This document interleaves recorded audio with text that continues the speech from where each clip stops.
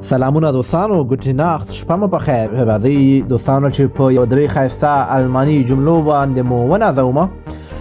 دوستانو کله چې موږ چاته وایو زه به سبا راشم، دا زه تا سره وعده کومه، نو اول دا زده کوو په الماني ژبه باندې چې زه به سبا راشم. دا جمله په الماني ژبه باندې داسې وایو: Ich komme morgen. Ich komme morgen. زه به سبا راشم.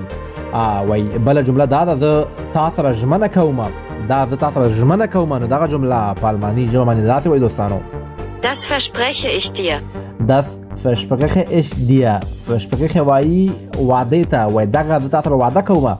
او کله دوستانو چې چاته وایي زه تا سره وعده نشم کولی، زه تا سره دا ژمنه نشم کولی، نو دا جمله په الماني ژبه باندې بیا داسې وایو: Ich kann nicht versprechen.